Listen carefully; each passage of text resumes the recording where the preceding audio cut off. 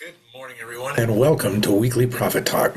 As the name might imply, we do this every single week. We choose Wednesday at 8:30 Mountain Time. That is 7:30 on the West Coast, 10:30 on the East Coast.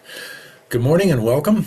We are in wrapping up with the conclusion of a 7-week series about empowering your business for the fourth quarter after having measured all of your metrics for the third quarter and got your estimated tax payment in. And so everything leads up to this. And the title of this week's presentation is Your Quarter 4 Roadmap to Practice Empowerment.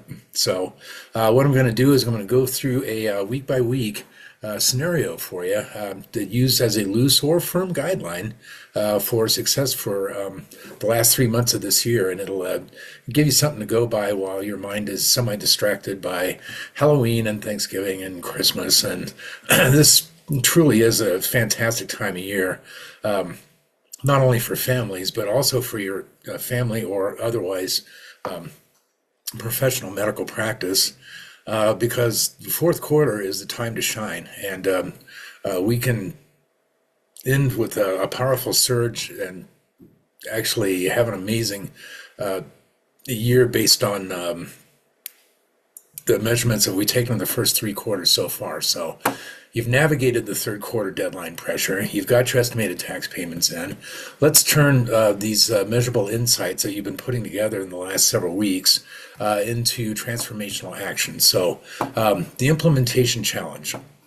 And let's go ahead and we'll bring up some stuff here and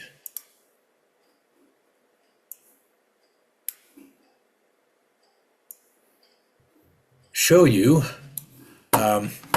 that we've actually put together a 12-week quarter 4 implementation framework for you. The 6th is yesterday. That's fine. Don't worry about that. The week's basically started. And I beg your pardon, it was actually 2 days ago, it being Wednesday already, but that's okay. Week 1, revenue for patient optimization. Now, we've talked about that in previous weeks. And what we want to do is ensure that you're getting the best RPP ratio possible. You want to basically make the most money possible from each individual patient in the terms of a quotient. The RPP is basically number of patient visits. It's your gross revenue divided by the number of patient visits. Is that correct? Sure it is, because that will give you a dollar figure. And optimizing that is basically sitting down and making sure that you're doing everything that you can to ensure that you're using core efficiencies to your best advantage. Week 2, operating expense analysis. Need I say more? We've talked about that in past weeks too. Just taking a look at your overheads, making sure that you're not spending money on things that you no longer need, that sort of thing. Week 3, accounts receivable audit. Honestly, this is something that you can cheat and work on a little bit ahead of time, but I would actually put together a scenario to take a look at that beginning on the 21st of this month in particular.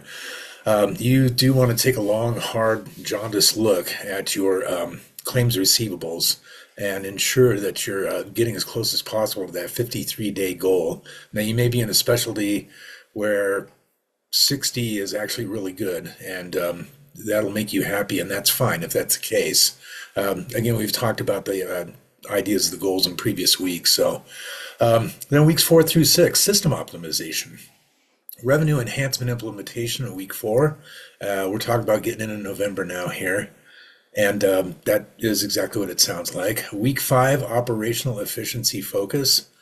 And I can't say enough how important it is that every single person on your staff should have a backup if that person either decides to or otherwise suddenly needs to take some time off. Operational efficiency basically means that you've got cross-training going on and your staff is working like a well-oiled engine together. I think of all the little tiny parts and cogs and wheels in an old-fashioned wristwatch. If you're running with that Swiss efficiency, then there's nothing like it. Week 6, collection process overhaul. And I can't say enough about that either. So this will get you into the second half of the month, week 7 through 9. Revenue maximization. Week 8, margin protection.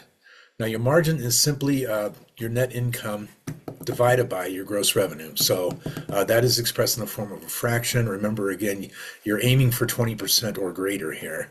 If you've got 25% margins, you are running a very clean practice. So you want to ensure that you're doing the things necessary to keep that margin. And if it is, in fact, in the 15 to 20%, or heaven forbid, even below 15%, you may be looking at margin optimization instead. So, and week 9, cash flow optimization. Cash is the lifeblood of your business. It's the hemoglobin that makes the blood flow. So, weeks 10 through 12, year-end positioning. Now we're in December. You want a 2025 performance assessment. You're going to have a good 11 months of data to take a look at and finish out strong in the home stretch. Week 11, tax planning and preparation. Yep, it's coming. First things first, you're going to have an estimated tax payment, which will occur on January 15th of 2026. You want to throw a dart at the bullseye and get that as close to within $500 of the tax liability as possible. You can do it, and you can begin planning for it in week 11 of the fourth quarter. That would be, I guess we're looking at the 17th through the 23rd there. And then the last week of the year, 2026 strategic planning. Okay, so weekly success metrics, what gets measured gets managed. You can't call the play if you don't know the score. Revenue indicators, weekly revenue per patient. RPP, again, can't go over that enough. Patient volume trends, service mix optimization progress. What exactly are you offering in services, and to what degree for each level and a particular procedure code? Are there areas where you're stronger and actually more easily able to bring in revenue? It's a time to take a look at a focus shift, certainly. Expense management, weekly expense ratios. That is exactly what it sounds like. Vendor cost reductions achieved. You can make phone calls and talk to these people. They're used to hearing it. Don't be afraid. Operational efficiency improvements. Cash flow performance. Weekly collection amounts. Days in accounts receivable trend. Remember, those days you want 60. So 60 to 90 is acceptable. But the closer to 60, the better. 53 is basically the hallelujah average. And outstanding receivables by age. And this is important. You should have your chart set up, and your decent accounting software should actually give you this information in that way.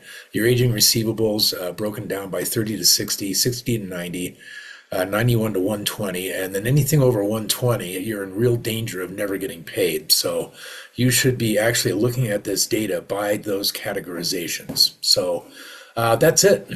I hope that you found this helpful this week, and looking forward to launching into a powerful fourth quarter.